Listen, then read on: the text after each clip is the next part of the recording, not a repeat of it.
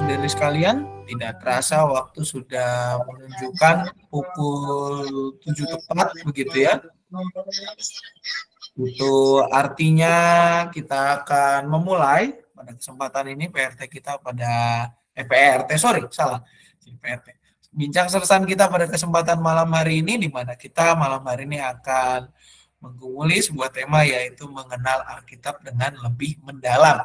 Apa saja yang akan kita bahas, nanti kita akan lihat.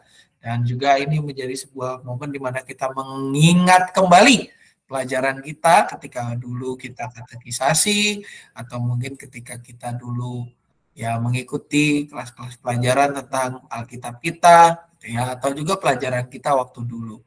Baik, Bapak Ibu serta saudara-saudari sekalian, sebelum kita lanjutkan pembicaraan kita akan mengangkat sebuah pujian pengantar pertama yang diambil dari PKJ 258. PKJ 258 yaitu Ku ingin selalu dekat padamu. PKJ 258, Ku ingin selalu dekat padamu, akan menjadi pujian pengantar kita.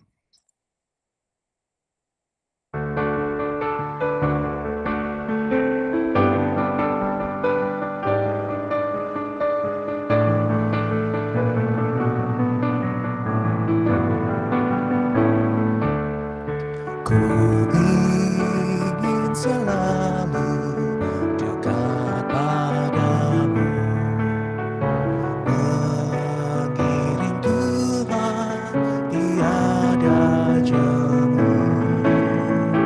Bila kau pimpin jalan hidupku, tidak ku takut dan segala setu. Oh, Juru Selamat pegang tanganku, bimbinganmu itu ku perlu. Beri pertolongan, kuat kuasa-Mu. Oh, Tuhan Yesus, pegang tanganku dalam perjalanan yang aku tempuh. Namun teranglah dalam jiwaku, susah sengsara kini ku derita, damai menanti di surga bakal. Oh, Juru Selamat pegang tanganku, bimbinganmu itu ku perlu. Beri pertolongan, kuat kuasa-Mu. Oh, Tuhan Yesus, pegang tanganku.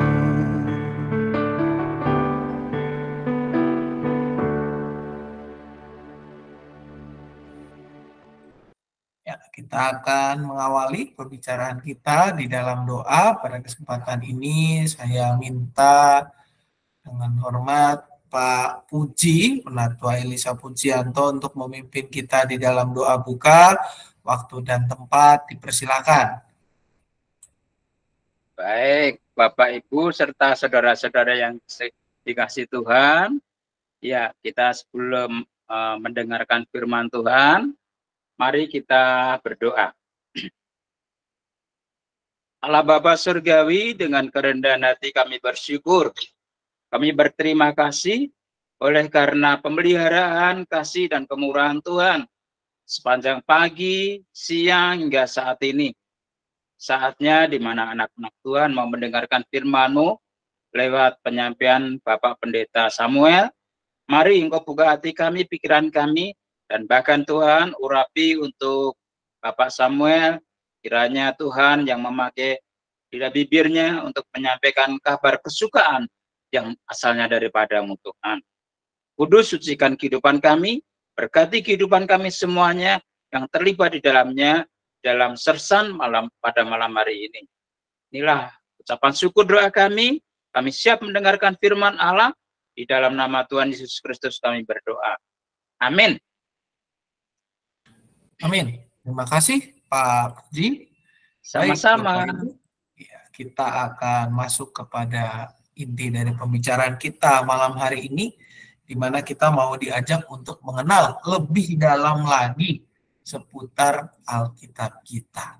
Ya, Bapak Ibu serta saudara-saudari sekalian, kalau saya tanya, Alkitab itu berasal dari bahasa apa? Wah, jawabannya bahasa apa, Bapak Ibu? Ada yang bilang Ibrani.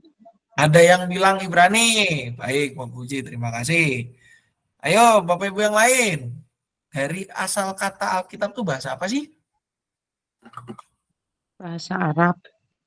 Arab, Pak. Bahasa apa tadi? Ci Ibal atau Ci Ungyung? Arab. Bahasa Arab.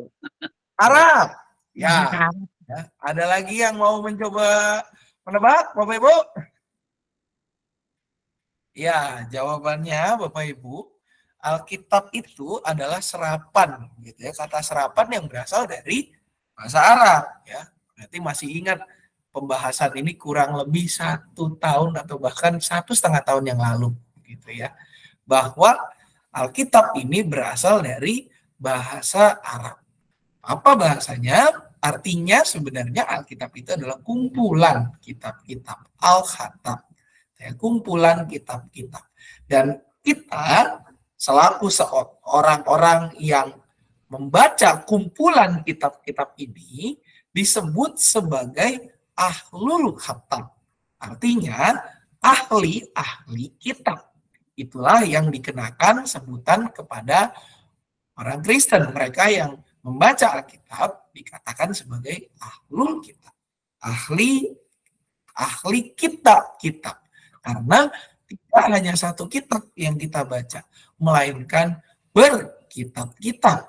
Banyak. Ya. Juga Bapak Ibu, kalau kita mengatakan, kalau kita lihat, Alkitab itu ditulis oleh manusia. Ya. Sedikit berbeda dengan rekan-rekan kita, Alkitab itu ditulis oleh manusia, di mana setiap penulis Alkitab itu dibimbing melalui hikmat Tuhan di dalam perjalanan penulisannya. Hikmat ini buktinya lewat apa? Buktinya Bapak Ibu, kalau kita lihat Alkitab kita itu kan buku yang melintasi berbagai zaman. Zaman sebelum Masehi sampai zaman sesudah Masehi. Zaman sebelum kedatangan Yesus, pada saat Yesus ada dan berkarya di tengah dunia, dan pasca kenaikan Tuhan Yesus ke surga, pasca turunnya Roh Kudus. Kita bisa melihat bahwa Alkitab ini walaupun ditulis oleh penulis-penulis yang berbeda, ya, penulis yang berbeda, lalu juga orang-orang yang berbeda di zaman yang berbeda, tetapi garis lurusnya tentang apa yang diberitakan itu selaras dan sejajar. Kita bisa lihat dari kitab Kejadian sampai dengan kitab Wahyu. Zamannya berbeda-beda, tapi isi pesannya konsisten. Memberitakan tentang Allah yang menciptakan dunia dan segala isinya, mengasihi ciptaannya itu, dan mau memberi diri. Ya, memberi diri untuk menyelamatkan ciptaannya dan mendidik mereka. Dan juga Bapak Ibu, kalau kita lihat, hikmat ini menolong para penulis untuk apa? Tidak hanya sekedar menuliskan itu saja, tidak hanya sekedar memberitakan itu saja, tapi apa? Mewariskan firman itu kepada generasi-generasi penerus mereka. Sebelum Alkitab itu masuk ke dalam zaman tradisi tulisan Bapak Ibu, maka kitab-kitab di dalam Alkitab ini diingat secara tradisi oral atau secara kata-kata. Alih tradisi itu berlangsung sampai beberapa tradisi, sampai pada akhirnya sampai ke generasi yang menulis segala yang diwariskan itu. tanpa hikmat Tuhan, maka pesan firman itu tidak mungkin sampai kepada kita di hari ini. 2000 bahkan beribu-ribu tahun setelahnya. Dan kita juga bisa melihat bahwa Alkitab itu menjadi bukti nyata bagaimana Allah dan manusia itu bekerja sama. Menghasilkan pegangan hidup yang akarnya dari firman Allah. Karena Allah merupakan sumber dari segala firman.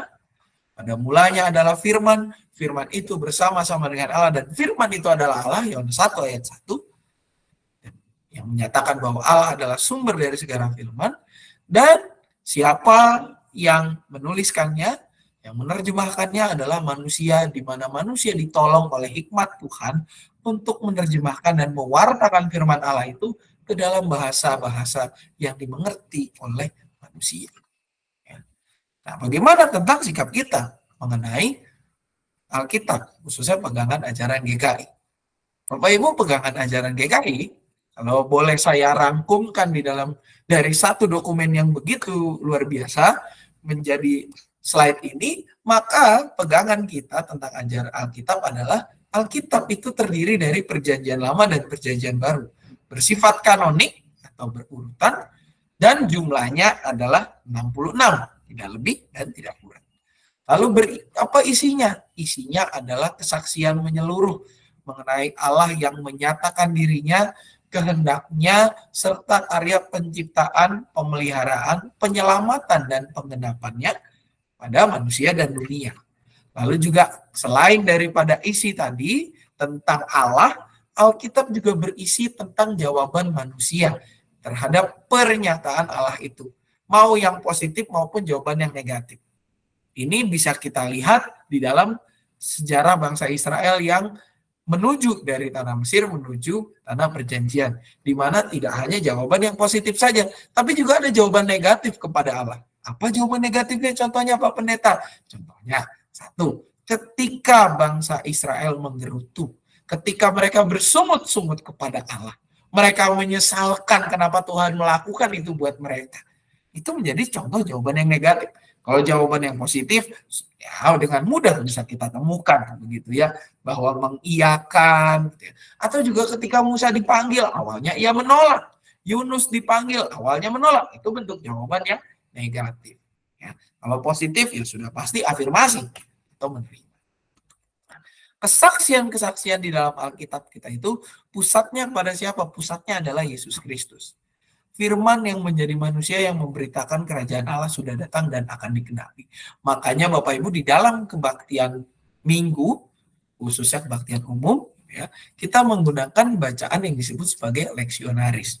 Terdiri dari Perjanjian Lama, lalu juga ada Mazmur di sana antar bacaan, ada surat-surat rasuli yang berisi surat-surat penggembalaan dari para rasul, dan juga Injil yang menjadi pengajaran Tuhan Yesus. Kenapa ada leksionaris seperti itu? Karena kalau kita lihat Bapak Ibu, ini membantu kita melihat bahwa Tuhan itu bekerja lewat segala sesuatu.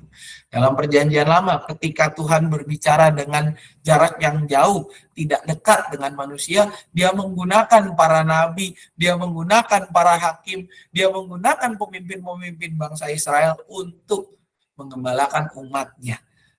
Ketika kita di dalam bacaan rasuli berisi surat-surat gitu ya, kita bisa lihat bagaimana para rasul dipakai Tuhan untuk menyurati jemaat-jemaat ya, memberitakan cara hidup yang Tuhan inginkan. Dalam kitab Injil kita bisa lihat bahwa Tuhan Yesus sendiri menyatakan ya, menyatakan kehendaknya, menyatakan apa yang menjadi firman Allah itu kepada kita secara langsung. Dan di dalam bagian antar bacaan atau dikenal sebagai nyanyian Mazmur, itu menjadi respon manusia yang merespon kebaikan-kebaikan Tuhan. Ya. Dan Alkitab harus kita pahami sebagai suatu kesatuan, terutama ketika kita berusaha mendalami bagian-bagiannya. Tidak secara parsial atau sendiri-sendiri atau hanya satu ayat, tapi harus dibaca di dalam konteks keseluruhan. Kalau kita bicara tentang khotbah di bukit, maka ya kita baca dari pasal awalnya sampai pasal akhirnya. Kalau kita bicara tentang surat-surat Paulus, maka ya dibaca suratnya yang di mana? Surat yang di Korintus. Korintusnya yang mana? Yang satu atau yang dua? Gitu kan? Kok bisa Paulus ngomong gini? Kita mesti lihat sebelumnya Paulus ngomong apa. Dan kalau bicara surat berarti kan ada sesuatu yang direspon. Isu apa nih yang direspon oleh Paulus? Kayak kita di Roma kemarin tentang ada isu pertikaian, urusan makanan gitu ya. Kalau makan ini imannya lemah, makan itu imannya kuat. Ya. Itu direspon oleh Paulus. Kalau di dalam perjanjian lama berarti kita tidak bisa melihat satu kitab hanya berdasarkan kitab itu. Kita harus lihat konteksnya, menjadikan berbagai kitab itu sebagai rujukan. Misalnya, ketika kita bicara ke-10 firman, tidak hanya di kitab Keluaran saja. Ya. Tidak hanya pada saat kitab Keluaran saja yang namanya ke-10 firman, tapi ada di Ulangan. Kok bisa dua seperti itu? Kita harus memahami bahwa kitab Keluaran berisi narasi bangsa Israel yang keluar dari Mesir. Bagaimana Musa dipanggil, bahkan konteks sebelum Musa dipanggil, tidak lepas juga itu dari Kejadian 50 yang sempat saya bahas di khotbah kemarin. Tetapi setelahnya juga ada kitab Ulangan. Kenapa? Karena kitab Ulangan itu menjembatani. Apa yang dijembataninya? Yaitu tentang bagaimana bangsa Israel persiapan memasuki tanah perjanjian di bawah kepemimpinan seorang yang bernama titik-titik-titik. Siapa Bapak Ibu? Siapa yang memimpin bangsa Israel masuk ke tanah perjanjian? Yosua. Pak. Yosua bin, kalau lebih lengkapnya? Bin Nun. Betul. Yosua bin Nun, Pak. Betul. Dan kalau kita merujuk lagi, itu Yosua bin Nun itu merupakan salah satu titik-titik yang diangkat oleh Musa.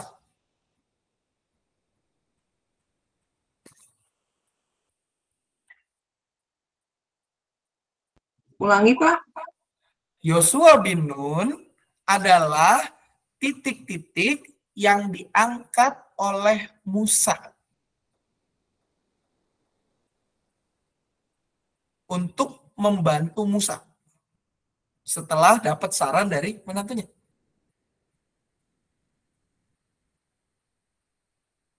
Setelah kitab Yosua ada kitab apa Bapak Ibu? Hakim. Nah, Yosua adalah Hakim. Selain daripada hakim, dia juga menjadi salah satu titik-titik yang ke tembok Yeriko. Ada pasukan apa tuh yang masuk ke tembok Yeriko?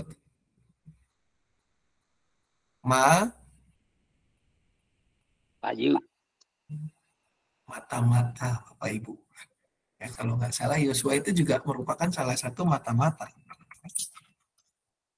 Mata-mata yang memata-matai tembok Yeriko, dan dialah yang bilang, udah kita maju aja, karena kan ada beberapa mata-mata tuh yang pengintai, ya, bahasa Ibraninya meraglim, jadi pengintai, ya. Ada Hosea bin Nun gitu ya, dan Hosea bin Nun itu dinamai juga Yosua. Nah, pengintai ini, si Yosua ini atau Hosea bin Nun ini, dia bilang, kalau ketika pengintai yang lain bilang, kayaknya kita susah masuk, dia bilang, enggak, kita bisa masuk ke sana. Dengan perantaraan Tuhan, kita pasti bisa masuk. Ya. Selain dia menjadi hakim, jadi pemimpin bangsa Israel, dia juga adalah pengintai yang menguatkan bangsa Israel untuk terus maju ke depannya. Masuk ke tanah perjanjian.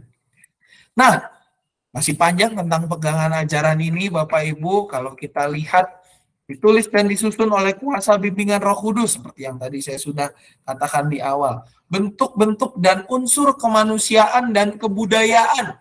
Ya, kita bisa lihat di kitab Taurat itu tentang bagaimana sejarah Israel dijelaskan, kebiasaan-kebiasaan hidup mereka. Ya, dan juga tradisi-tradisi Yahudi lainnya ada di situ. Kebenaran dan kesaksian Alkitab, yaitu kebenaran dan kesaksian sentralnya tentang Kristus dan kerajaannya, melampaui batas ruang dan waktu. Artinya apa? Tidak terbatas ruang dan waktu. Dan punya kewibawaan tertinggi. Ya, kewibawaan tertinggi dan menjadi pelita bagi kaki dan terang bagi jalan bagi orang-orang yang percaya, sejarah menjadi dasar dan pedoman bagi perbuatan dan kehidupan orang beriman. Pemahaman dan yang benar mengenai isi Alkitab serta penghayatannya terjadi dengan bimbingan Roh Kudus. Makanya Bapak Ibu selalu ditekankan kita jangan cuma hafal aja. Jangan baca Alkitab itu hanya sekedar hatam lewat, tapi ketika ditanya maksudnya apa yang kamu pahami tentang teks itu langsung bleng. Apa ya? Saya enggak ngerti kitab Tawarik itu mau ngomong apa sama saya. Itu hanya sekedar membaca lewat. Hanya sekedar hatam, hanya sekedar menghafal. Kita sebagai ahlul kitab, sebagai ahli kitab dituntut untuk juga tidak hanya membaca, tapi mengerti apa yang menjadi firman Tuhan yang dikatakan lewat saksian para nabi, saksian Tuhan Yesus Kristus, dan juga para rasul. Makanya di sini dikatakan pemahaman yang benar itu terjadi dengan bimbingan Roh Kudus. Roh Kuduslah yang menolong kita untuk memahami yang tidak dimengerti itu. Makanya Bapak Ibu selalu ketika sebelum membaca Alkitab berdoalah, ya, dan kita harus punya waktu mengkhususkan diri merenungkan firman Tuhan. Jangan sampai kita nggak punya, ya. Nggak mesti kita mengejar harus khatam dalam 1 tahun, tapi kita nggak ngerti isinya, itu sama aja sia-sia. Cuman kita hafal tapi isinya nggak ngerti gitu. Mendingan kita baca pelan-pelan, program 5 tahun baru bisa tahu isi Alkitab. Satu buku tidak masalah, ya. Sampai 1 periode presiden tidak masalah. Yang penting apa? Kita bisa ngerti, kita paham, kita tahu konteksnya seperti apa, dan apa? Kita punya pemahaman yang benar. Itu yang penting. Kalau cuma sekedar hafal, lebih baik nggak usah. Karena apa? Kalau kita hafal tapi kita nggak bisa menggunakan firman itu untuk tujuan kebaikan, lebih baik ya ulangilah pemahaman itu, gitu ya. Pahamilah kembali. Dan di dalam Alkitab kita juga Bapak Ibu ada beberapa penggolongan kitab-kitab, ya. Kita mulai dulu dari Perjanjian Lama. Nah, ini yang paling kompleks karena cukup panjang gitu ya. Alkitab kita di Perjanjian Lama. Yang pertama adalah Pentateuk yang saya tadi katakan, kitab Taurat, kitab Musa, kitab Kejadian sampai dengan Ulangan. Oleh karena itu Bapak Ibu, kitab Kejadian sampai dengan Ulangan ini tidak bisa kita lepaskan satu persatu. Ada dasarnya, ya.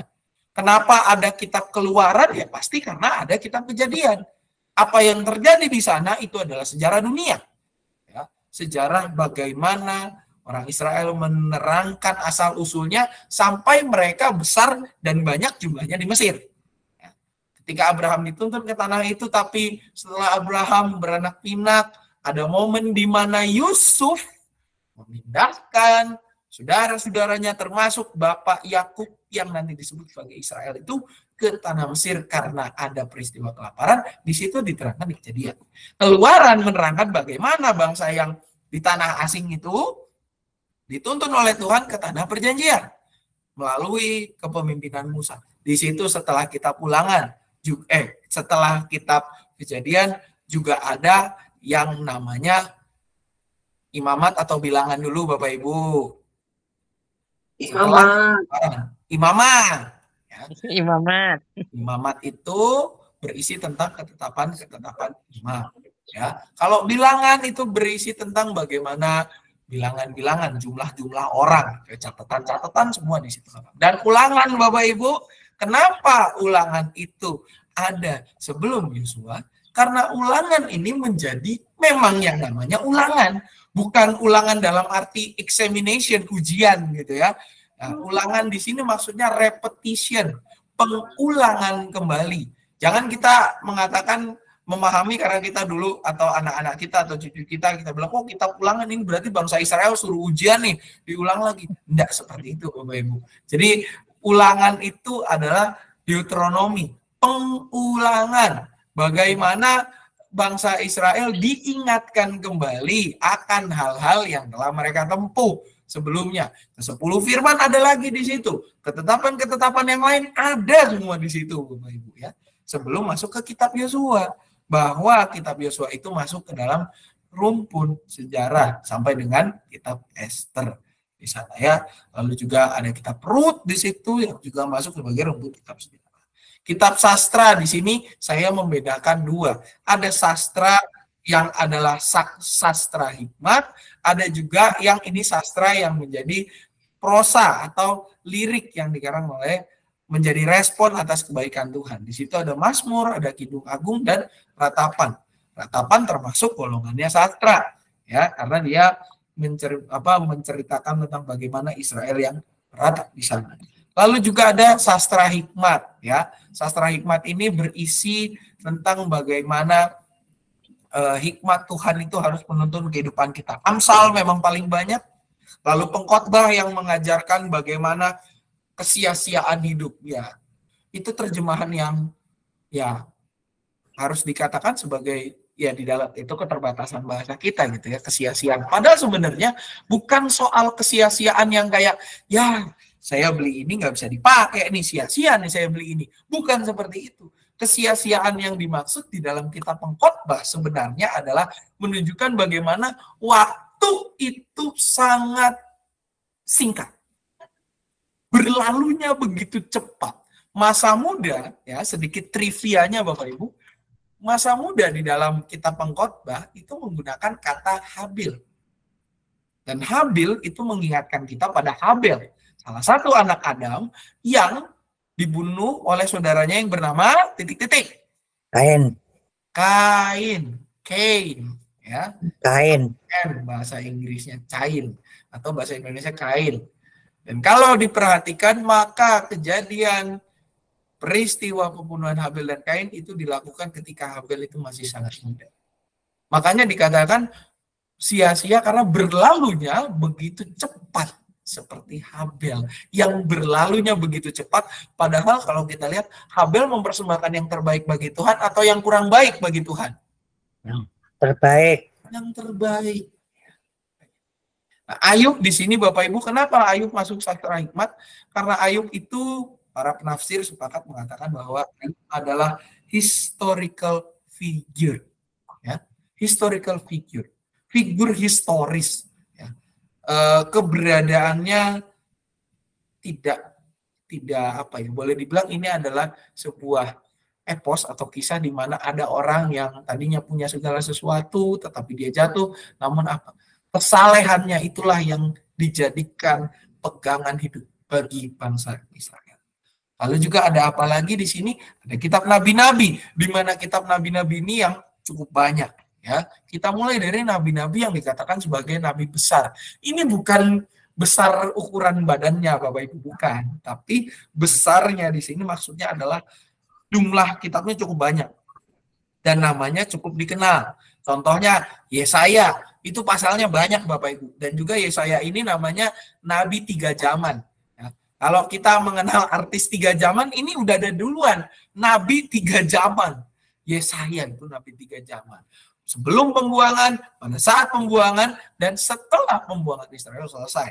Ada Yeremia yang kita kenal. Yeskiel juga begitu kita kenal. Dan Daniel. Nabi yang dipakai oleh Tuhan begitu rupa di dalam pembuangannya. Lalu ada nabi-nabi yang dikatakan sebagai kecil, yang karyanya lebih singkat atau ya tidak masa mereka bekerja dalam tanda kutip sebagai nabi itu tidak sepanjang yang kayak Yesaya, Yeremia, Yeskiel, dan Daniel gitu ya. Di situ ada Hosea, ada Amos, ada Obadja, ada Yunus, ada Mika, Nahum, ada Habakuk, ada Jepanya, ada Hagai, Maleaki, dan Zakaria. Ya. Secara khusus Maleaki dan Zakaria ini punya apa ya, kayak semacam link gitu. Karena kitab Maleaki ini kalau kita lihat dari kitab kita, Maleaki itu kan kitab terakhir di Perjanjian Lama. Betul ya Bapak Ibu? Coba dicek ya. Iya. Betul. Kenapa ditaruh paling akhir? Karena ini Maleaki dan Zakaria nanti ada hubungannya dengan apa yang terjadi di Perjanjian Baru, yaitu kitab Injil. Zakaria, kalau kita tahu ini bapaknya siapa, Bapak Ibu? Yohanes Pembaptis. Oke, Yohanes Pembaptis, ya. Zakaria bin Iddo, ya, seorang nabi Tuhan. Lalu juga Ini baru perjanjian lama. Bagaimana dengan perjanjian baru ya? Karena kitabnya lebih singkat, Bapak Ibu, maka perjanjian baru itu lebih simpel di dalam penggolongannya. Ada yang pasti 4 kitab Injil, yaitu Matius, Markus, Lukas, dan Yohanes. Nah, ini anak-anak sekolah minggu kita pasti lebih hafal perjanjian baru karena lagunya lebih mudah dinyanyikan, di kitabnya lebih pendek gitu ya. Kalau perjanjian lama rada panjang kitabnya dinyanyikan, mereka kayaknya agak mager gitu ya. Tapi kalau itu bisa dinyanyikan dua-duanya oleh kita, bahkan kita yang sudah berusia lebih lanjut daripada anak-anak, itu akan menjadi suatu pembelajaran yang baik. Perjanjian baru itu ada Injil, 4 kitab Injil. Ya, ada Injil Matius, ada Injil Markus, Lukas, ada Injil Yohanes. Matius, Markus, dan Lukas disebut sebagai Injil sinoptik. Injil yang optikalnya atau cara pandangnya punya keselarasan. Ya. Kalau Yohanes itu disebut sebagai Injil komplementari, pelengkap. Karena apa? Cara pandang Yohanes itu berbeda daripada Matius, Markus, dan Lukas. Yohanes menekankan tentang murid yang dikasihi oleh Tuhan Yesus, yaitu Yohanes. Lalu juga menekankan kalau kita baca Injil Yohanes itu lebih ke personal identity, lebih ke pengenalan personal tentang Yesus Kristus. Matius, Markus, dan Lukas itu adalah Injil yang selaras. Karena apa? Mereka bisa sharing tradition gitu ya. Apa yang ada di Lukas ada di Markus, ada di Markus, ada Matius. Yohanes punya sumbernya sendiri yang walaupun ada beberapa bagian juga yang ada Matius, Markus, dan Lukas, tapi Yohanes punya cara sendiri untuk mengabarkan Injil. Ya. Matius itu lebih diarahkan untuk mengasihi. Bagaimana kita di tengah komunitas yang tertindas, kita tetap mengasihi, melakukan kasih. Markus lebih singkat, Lukas secara khusus itu ditulis kepada satu orang. Di Lukas 1 ayat 1 dikatakan ada seorang yang bernama Theophilus yang mulia. Dan juga penulis Lukas ini nanti punya kitab yang satu lagi, yaitu Kisah Para Rasul. Kalau kita lihat di Kisah Para Rasul 1, Theophilus yang mulia lagi. Ada nama Theophilus. Dalam bukuku yang pertama mengacu pada Injil Lukas. Di bukuku yang kedua, Kisah Para Rasul ini dia berisi tentang sejarah. Karena Lukas ini cukup punya catatan-catatan tentang kehidupan para rasul. Acts of the Apostle. Sebenarnya bukan kisah para rasul aja. Artinya bisa diterjemahkan Acts of the Apostles itu adalah bagaimana pekerjaan para rasul, bagaimana kehidupan mereka, kisah hidup mereka, riwayat hidup mereka, dan bagaimana tidak hanya para rasul yang dikatakan di situ, tapi juga perkembangan jemaat, perkembangan gereja perdana. Lalu ada juga surat-surat Paulus, ini yang paling panjang, Roma sampai dengan Filemon, ya. Kalau dikategorikan ada ya, kalau ada nama semuanya itu surat pastoral, surat jawaban Paulus. Karena Paulus ini ada di dalam Kisah Para Rasul, kita bisa baca Paulus ini adalah rasul yang arah misinya kepada orang-orang non-Yahudi. Makanya dia cukup luas penyebarannya. Jemaatnya luar biasa lah ya, di mana beberapa tempat ada, karena memang orang non-Yahudi itu kan konsentrasi misinya Paulus gitu ya. Dan juga Bapak Ibu kalau kita ingat, Paulus ini kan seorang yang diberkati Tuhan dengan pengetahuan yang begitu luar biasa. Dia adalah ex ahli Taurat.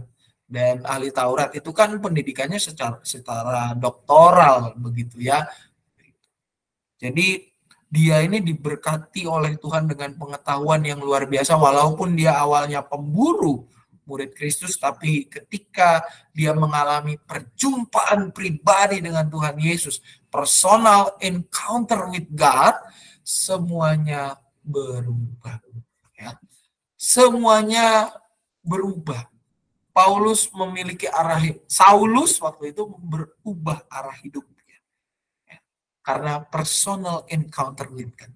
Kita pun sebagai umat Kristen harus punya momen itu.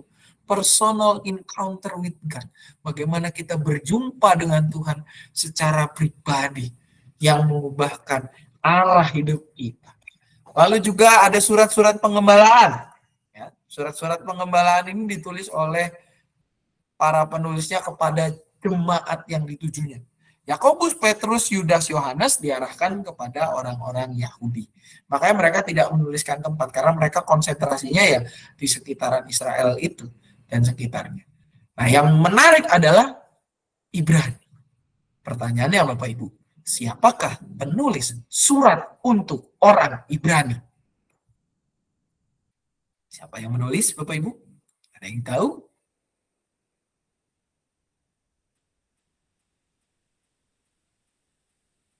Teng, teng, teng, teng, teng, teng. Ada yang tahu Bapak Ibu penulis surat Ibrani siapa? Kemarin saya tanya ke anak-anak Katek, nyerah juga mereka. Orang-orang Ibrani, Pak. Nggak tahu, Orang-orang Pak. Ibrani, salah. Ada lagi Nggak Bapak Ibu tahu. yang mau mencoba? Siapa, Cik? Nggak tahu, Pak. Pas, betul nggak tahu.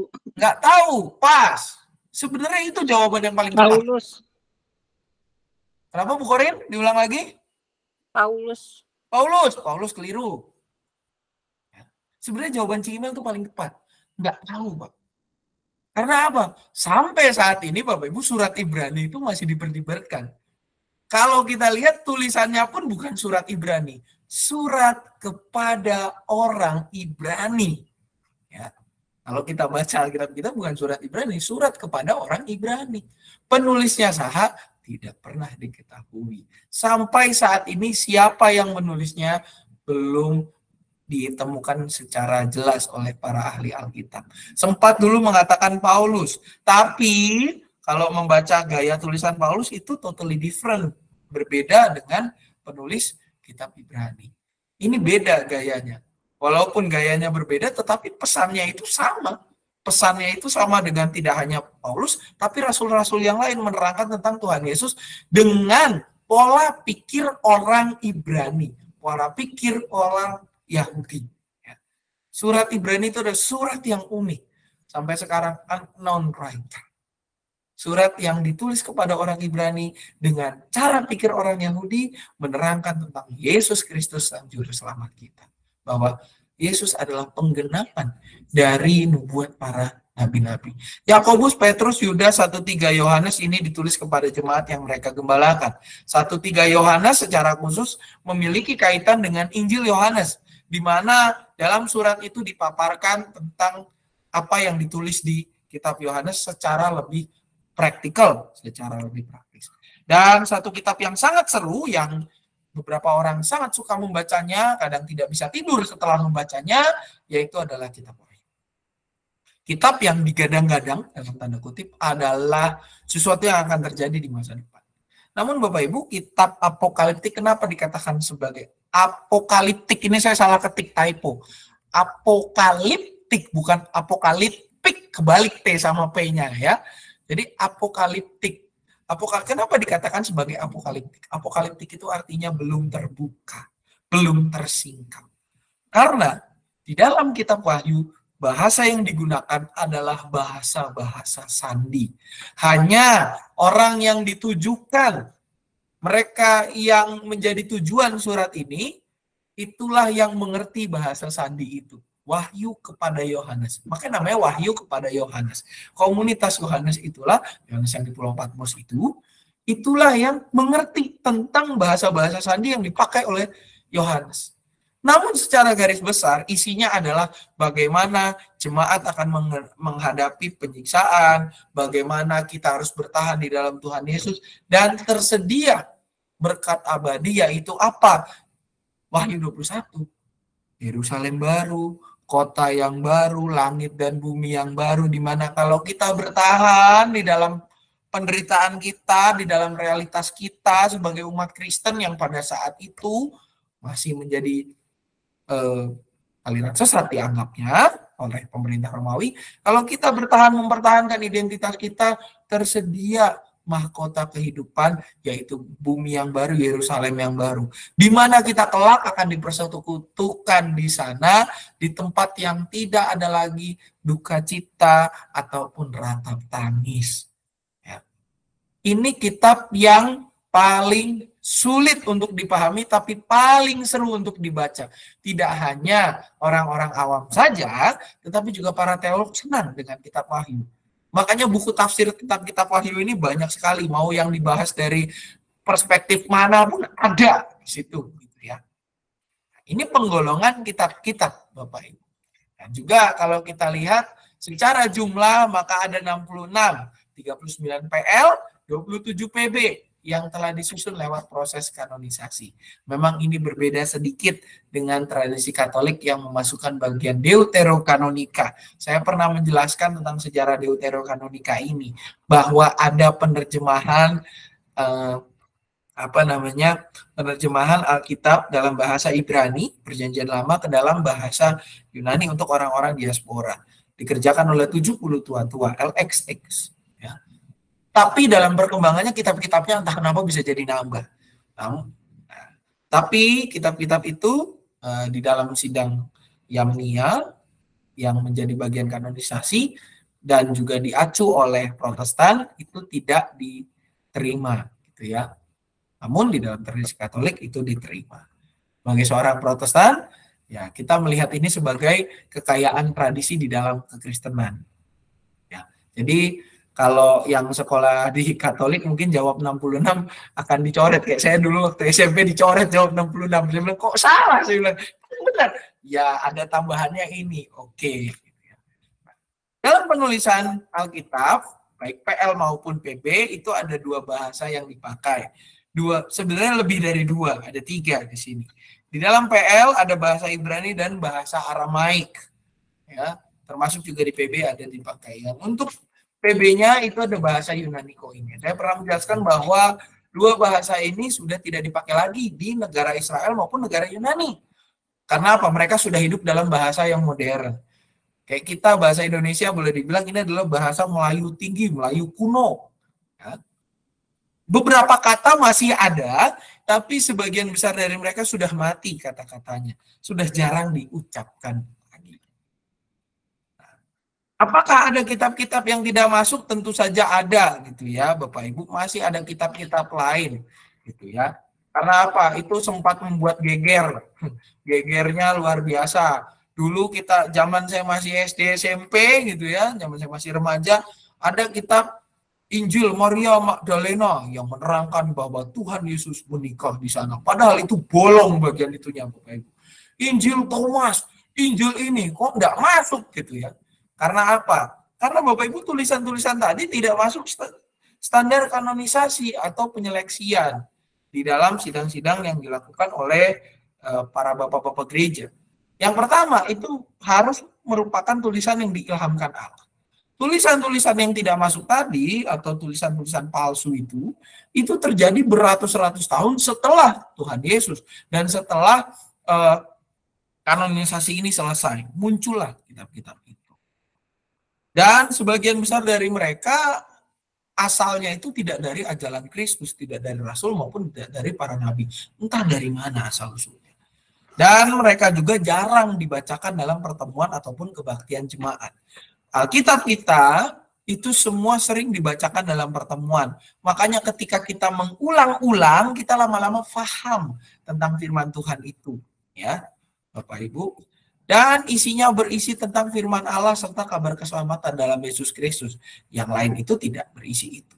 Dan yang paling penting tidak bertentangan dengan teks-teks lainnya. Ya kalau bertentangan, nggak mungkin dia menjadi sebuah grand narration, sebagai sebuah narasi besar tentang keselamatan Tuhan Yesus. Keselamatan di dalam Tuhan Yesus Kristus. Dan yang tadi Bapak Ibu, teks-teks tadi, kitab-kitab Injil yang mungkin membuat kita getar hati, sempat tawar hati, dan mengguncang iman kita, itu masuknya sebagai apokrif atau pseudepigrafa. Artinya apa? Tulisan-tulisan palsu. Pseudo itu kan palsu, misalnya pseudo group. Ya, berarti itu grup palsu, bukan sebuah grup. Terlihat sebagai sebuah grup, sebagai sebuah kelompok, tetapi sebenarnya mereka bukan kelompok. Mereka berpisah di dalam kebersamaan. Nah, ini juga bukan tulisan yang asli, karena apa? Itu sudah dikerjakan jauh setelahnya dan untuk tujuan-tujuan yang bukan membawa tentang Tuhan Yesus Kristus. Dan ada kanonisasi, yaitu pengukuran kitab-kitab.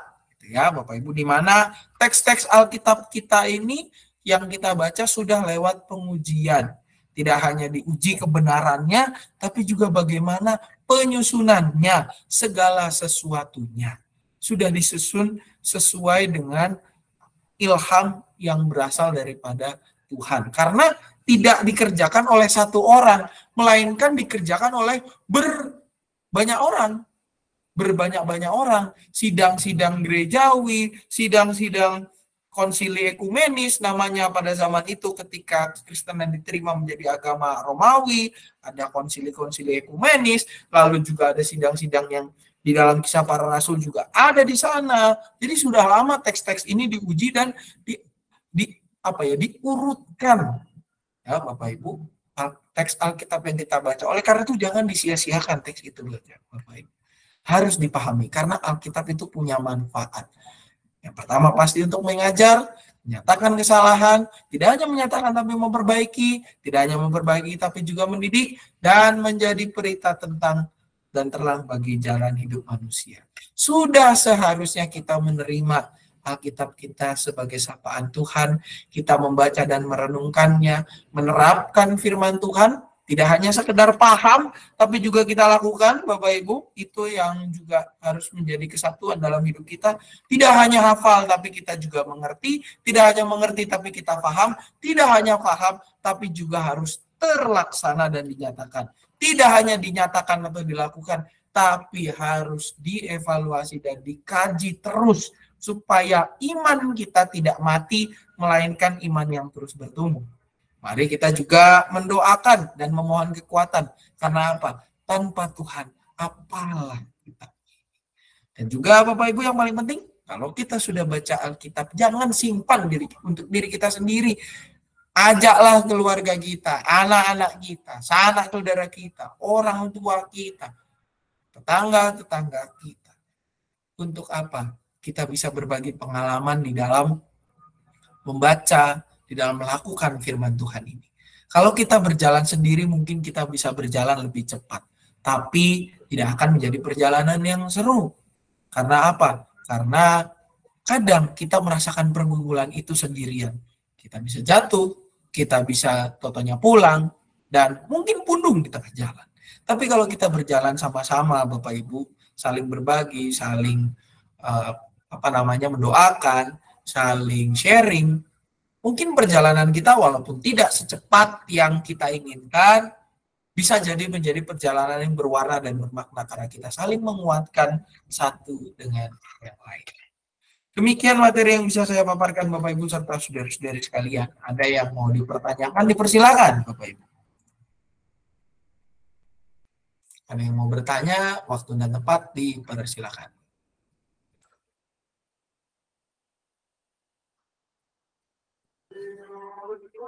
Ada pertanyaan Bapak Ibu?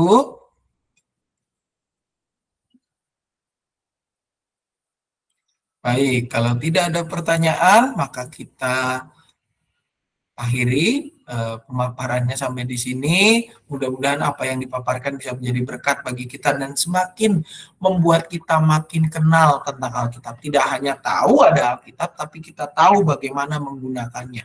Kita tahu dan mengerti bagaimana isi Alkitab kita. Kita tahu dan mampu menggunakan Alkitab itu bukan hanya sebagai sesuatu yang menghakimi, tetapi juga menolong kita bersama dengan sesama untuk hidup seturut dengan kehendak Tuhan. Bapak Ibu, kita akan melanjutkan kepada sesi doa syafaat. Ada beberapa pokok doa yang kita doakan, ada tulisannya di tempat ini, Bapak Ibu. Bila mana ada tambahan, waktu dan tempat dipersilakan.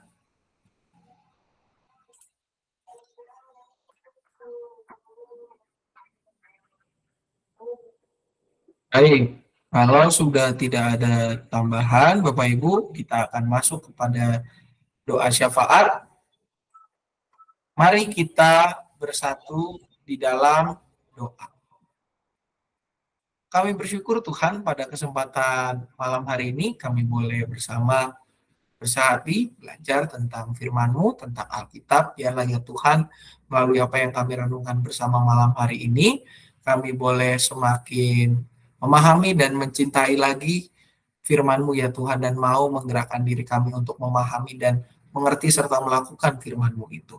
Kami berdoa pada saat ini mengingat sanak saudara kami yang dalam kondisi sakit maupun dalam masa pemulihan, untuk Bapak Willy, Ibu Hotna, Oma Lena, Oma Edin, Ibu Tina, Saudari Christine, Ibu Yohan, anak dari Bu Susi guru penabur, juga rekan-rekan kami yang lain yang tidak dapat kami sebutkan satu persatu, namun kami ingat mereka. Tuhan berkati, Tuhan pulihkan, Tuhan sertai kehidupan mereka. Kami juga berdoa bagi kegiatan dan rencana untuk bulan keluarga, Tuhan sertai semuanya agar boleh menjadi berkat dan mempersekutukan kami. Panitia yang bekerja Tuhan juga arahkan dan Tuhan berikan kekuatan serta semangat ya Bapak, agar boleh semakin solid dari hari ke hari. Kami juga menyerahkan gerejamu dengan segala kegiatannya ke depan. Tuhan berkati, Tuhan sertai, dan biarlah gerejamu ini boleh semakin kau pakai. Setiap kami boleh dengan sukacita dan rela hati memberikan diri untuk melayani-Mu saja. Dan kami serahkan juga diri kami masing-masing di dalam tangan pemeliharaan-Mu. Jadilah pada kami seturut dengan kehendak-Mu saja. Dalam nama Anak Tuhan Yesus Kristus kami berdoa. Amin. Baik Bapak Ibu, kita akan mengakhiri dengan sebuah pujian penutup yang diambil dari PKJ 255, yaitu firman-Mu ku pegang selalu. PKJ 255 akan menjadi pujian penutup bagi kita sekalian.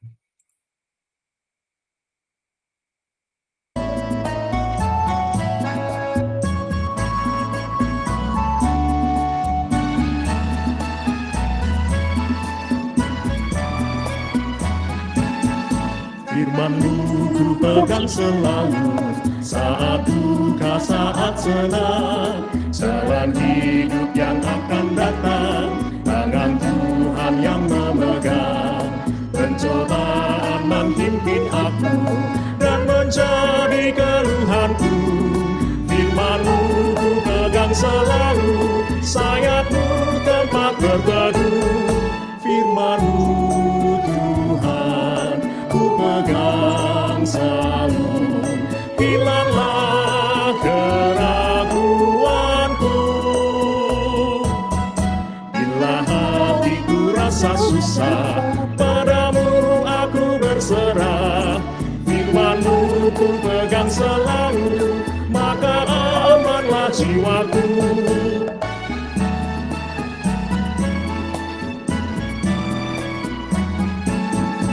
Firman-Mu ku pegang selalu, saat duka, saat senang, jalan hidup yang akan datang, tangan Tuhan yang memegang.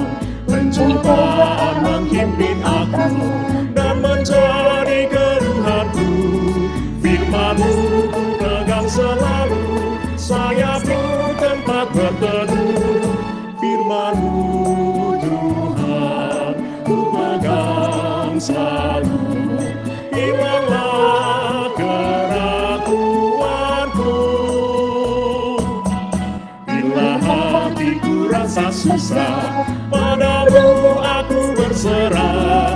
Firman-Mu ku pegang selalu, sampai amanlah jiwaku.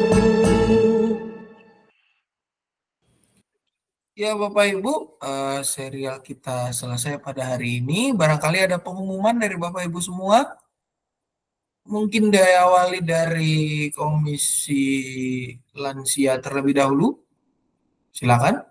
Ada pengumuman dari lansia. Selain daripada PRT pada tanggal berapa ini? Tanggal 27 jam 10 di rumah Ibu Rumanti atau Utipur ya, untuk PRT lansia pada bulan ini Bapak Ibu, tanggal 27 ya, sebentar saya ambil dulu. 27 September ya, jam 9 di rumah jam 10 di rumah Ibu Purnomo atau Utipur ya. Bagi Bapak Ibu yang ingin berangkat dari gereja bisa bareng kendaraan akan berangkat kurang lebih pada pukul 9 pagi. Itu untuk PRT lansia karena akan diawali dengan senam bersama, info yang saya dapat. Minggu depan jam 10 Rabu ya, 10 pagi ya Bapak Ibu, bukan 10 malam. Rumahnya rumah Ibu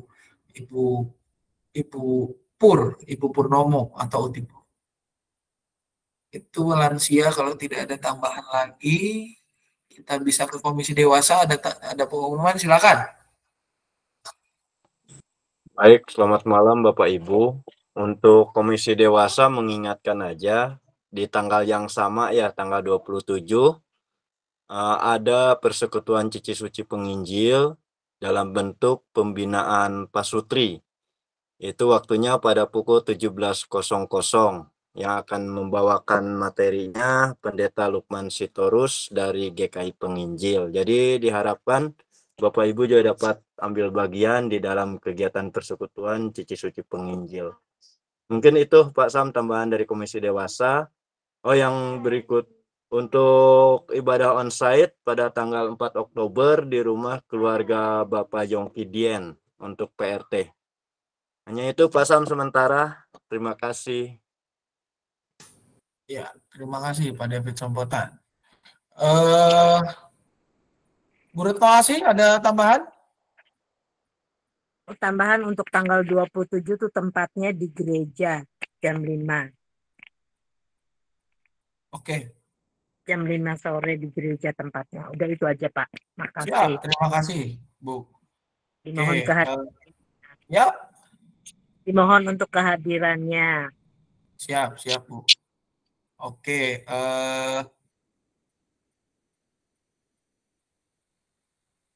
terima kasih Bu Retno Asih. Lalu juga, oke, kalau sudah tidak ada lagi Komisi Anak, silakan Cimel, pengumuman ada tambahan? Bapak aja deh. Oh, saya aja. Oke, mengumumkan untuk seluruh guru sekolah minggu bahwa kita akan ada pembinaan kebersamaan, ya pembinaan sih sebenarnya itu dia. Pembinaan untuk guru sekolah minggu pada tanggal 28 September 2023 dimulai pukul 8. Betul ya Cia, jam 8 ya? Betul. 8 pagi terkait dengan menangani anak-anak berkebutuhan khusus. Untuk kegiatannya, ruangannya ada di ruang Timotius atau dikenal juga dengan ruang ibadah remaja, begitu ya Bapak Ibu. Start jam 8 pada tanggal 28, itu tanggal merah, mohon menjadi perhatian bagi rekan-rekan guru sekolah minggu semua. Juga tanggal 23 nanti jam 7 malam, tanggal 23 hari Sabtu seperti biasa ada persiapan guru sekolah minggu untuk materi ajar minggu pertama dan minggu kedua bulan Oktober 2023 secara online di Google Meet. Ya, dimohon perhatian serta partisipasi dari rekan-rekan guru sekolah minggu semua. Ada yang belum saya umumkan nggak kira-kira si email? Sudah, ditunggu juga MJ. Persiapan guru sekolah minggu bisa hadir dulu. Siap, Ci. Oke, ada lagi yang lain Bapak Ibu pengumuman? Kalau nggak ada, saya mau meneruskan pengumuman dari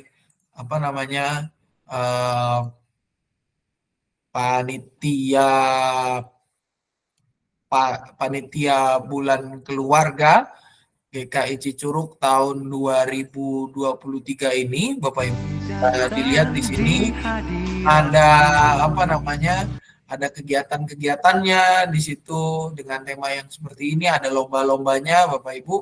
Lomba-lombanya apa saja? Di sini ada lomba badminton, ada lomba, ada seminar juga, ada banyaklah lombanya di sini ya, Bapak Ibu ya. Boleh dilihat di YouTube kita, YouTube GKI Cicurug. Dan juga ada lomba karaoke. Seminarnya ini sangat bagus setiap Sabtu begitu ya, tentang bagaimana kita harus memprioritaskan yang terbaik bagi anak-anak kita.